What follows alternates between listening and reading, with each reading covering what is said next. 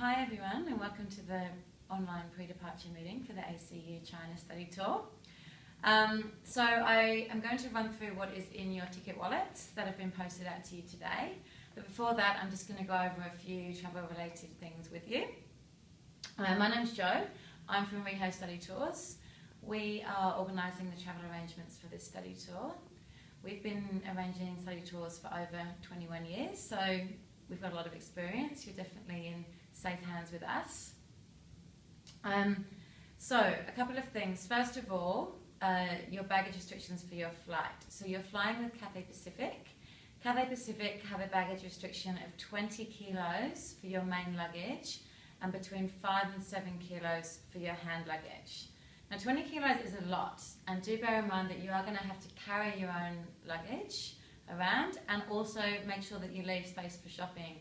China is amazing for shopping, and there'll be plenty of opportunities for you to buy things, so I would be definitely leaving some space for that. Clothes wise, Beijing is going to be a high of 26 and a low of 15, but it's going to be fairly humid as well, so bear that in mind when you're packing. Okay, money. It's a good idea to tell your bank that you're going away before you do go away. The reason for this is if you suddenly start using your credit card overseas, then the fraud squad can sometimes do their job a little bit too well and put a stop to your card because they can think that there's fraudulent activity going on.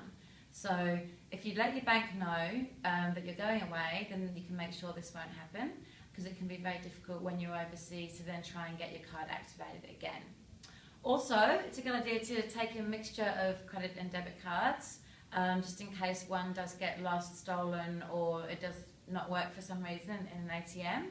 It's a good idea to have some backup options. So take some cash with you as well, get some cash changed up before you go, just so that you've got some cash when you arrive. Also, I often think that the cash cards are a pretty good way to go when you travel. So you can get them from banks or even the post office or Travelex, and the idea is you load them up before you go, and then you can use them in ATMs or you can swipe them when you're overseas. So they work anywhere that the MasterCard symbol is or the Visa card is, depending on which card you get, and you load it up before you go. They're really safe because they give you two cards that are PIN protected. They just work like a debit card, and if you happen to lose one, then you've got a backup one. If you happen to lose both, then they will wire money to you within 24 hours, which is a lot better than most credit and debit cards. Also, they charge a lot less fees than most debit and credit cards as well. So yeah, I would suggest those. If you want to top them up when you're overseas, you can do that as well through BPay. You just bear in mind that it does take a couple of days to clear. So if you do it on a Friday, it might not clear till the following Tuesday, so do bear that in mind when you're topping it up. So just some security things. You are staying in the university accommodation, but just do be mindful of the security. Even though the doors are locked, I wouldn't leave valuables just left around in your accommodation room. We did have an issue a couple of years ago in a hotel in New Zealand, actually, where some rooms were broken into and passports got stolen and handbags got stolen and things like that. So, which was it was a nightmare. So it's a good idea not to leave things just locked up. Even if it is just locked in the room, I would advise either finding out if the accommodation has a safe, in which case you can leave your valuables there, or having a padlock on your suitcase and leaving your things locked up in your suitcase in your room. But the best thing I can really say about that is just not to take valuables with you. Obviously you might need to take a laptop with you, but things like watches, iPads, iPods, jewellery, anything like that I would be leaving behind, because you'll be devastated if you lose it. So yeah, just leave as much as you can behind. It's a good idea to make some copies of your documentation before you go away as well. So scan them and email them to yourself, to your Hotmail or to your Gmail account. So that's things like a copy of your passport, a copy of your visa, a copy of your travel insurance policy, a copy of your e-ticket, anything like that. Make copies, email them to yourself, and probably email them to someone back home as well, or leave a copy with someone at home. Also, it's also a good idea to either make a copy or take down the number that's on the back of your credit card. I always think it's funny that they put the number to call if you lose your credit card on the back of your credit card, and then if you lose it, obviously you don't have that. So make a copy of it, or take the number down anyway so that you've got that. Also, if any of you are taking any medication on the plane with you, it's a good idea to get a doctor's note if it's prescribed as well, so you don't have to answer any awkward questions, and so that things don't get taken away from you. So at immigration and customs. So do get a doctor's note for any prescription medication. Now, I'm not talking about the pill or Nurofen or anything like that, but just prescribed medication. Also, with that, I would make sure that if there's anything that you do need, to keep it with you in your hand luggage. Just because occasionally your main luggage can get delayed, and if it does, and then you're without your asthma inhaler or something like that, then that's not great. So make sure you keep anything that you might need with you in your hand luggage. Your passport must be valid for at least 6 months from the date that you get back. Now, I've checked all yours and they are, but that's just something to always bear in mind for future travel as well. All of you do need a tourist visa for China, as you know, so those have all been processed and are on their way back to you. Do double check it when you get it, make sure that the visa is as you think it should be. Travel insurance is compulsory, and I know that this is organised through the university, but please make sure that you've done what you need to do to register for it, and make sure that you have a copy of the policy as well. And you're all probably sitting there thinking, we don't need travel insurance, nothing's going to happen to us. But unfortunately, sometimes these things do happen, even if it's just things that get lost or left behind. So something with that, if you do get something lost or stolen, do make sure that you get a police report at the time. And you will need to get it at the time, because if you try and do it when you get back here and then try and get a police report from local police over there, it's virtually impossible. So do make sure that you get it at the time. It may be a bit difficult to search out the local police and get it in writing, but it's really important. You will need it for your claim.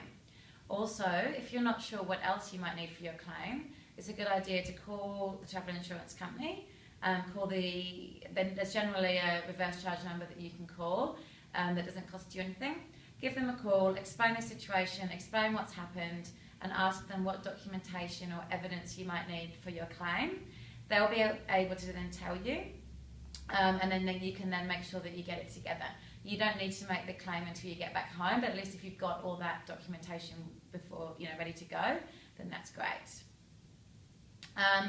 Also, one really important thing as well is when you enter China, you'll be given an arrivals card. Now, they normally give this to you on the plane just before you arrive. There's a few boxes on there to tick that says what is your reason for entering China. Make sure that you tick the tourist box. This is really important. You've got a tourist visa and you're entering as a tourist. Even though you're a student and as part of a university and you're going on a study tour, you're not going over there to study, so don't tick the study box. If you tick the study box, then it's a whole other thing altogether. It means you need a student visa, and it means you're actually going over there to study. And if you tick that, then they're going to ask you a lot of questions, and they're going to get confused, and you're going to get confused, and it's going to be a lot of confusion. So best to just tick the tourist box to avoid any issues at all. Okay, communication. The best thing I can say about this is to make sure you turn off your data roaming. It's really expensive to use data overseas, to use internet overseas, and every year we have so many students coming back. They've racked up massive bills where they didn't realise, that it's expensive to go on, even just to check Facebook, a bit Hotmail, whatever. It is expensive. So if you're aware of this and you're prepared for it, then that's fine. But if not, then I would suggest turning it off. There's plenty of Wi-Fi in China. Everywhere you go, there's Wi-Fi everywhere. There's even Wi-Fi at McDonald's. There's all the cafes everywhere. So I would be taking advantage of that. Also, of course, there's internet cafes, so you can Skype your family and do everything like that. But I would avoid using your data.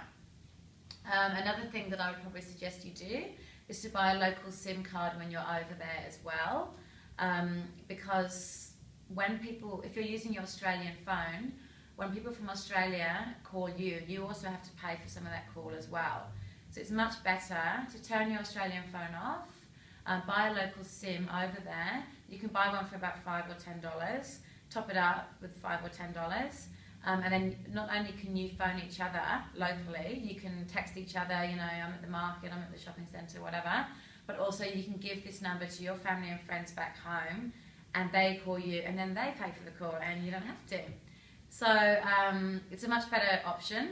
But if you are doing that, then just make sure that your iPhone, or if you've got a smartphone, make sure that it is unlocked, because it might not be able to take a local SIM. Otherwise, you might have to hunt out that ancient old Nokia that you might have lying around at home.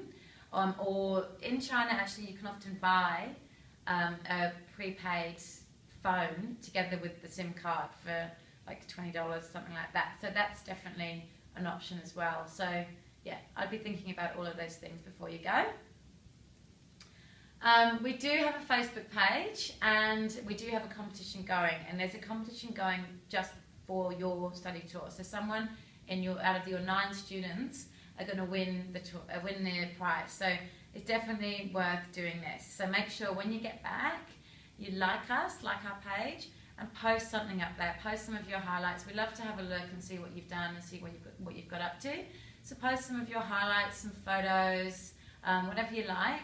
And then we all will judge it. We pick what we think is the best one, and we will give you 2 gold class cinema tickets. So it's a good prize, so make sure that you do that. And as I said, one of you in your tour will win. So you've got a 1 in 9 chance of winning, so make sure that you put up some good stuff when you get back. Okay, so as I said, your ticket wallets are going to be on their way to you as we speak in the post. So when you receive it, what's going to be inside is, first of all, there's 2 luggage labels. So the luggage labels will match your passport name. So it won't be your nickname, it'll be what's on your passport. Now this is essential, and our address is on there in case your luggage gets lost. Then also in there, there's a name badge. Now this is whatever name that you put on your booking form as your preferred name. Then there's a departure card. Now this is to be filled in before you leave Australia. It's a good idea to fill it in before you even get to the airport, so that you're not standing there awkwardly trying to do it at the airport. So have this completed before you get there. There's also some information about the liquid restrictions on flights. Now how this works is that basically for your hand luggage, you can't take containers of 100 mils or more with you of liquids.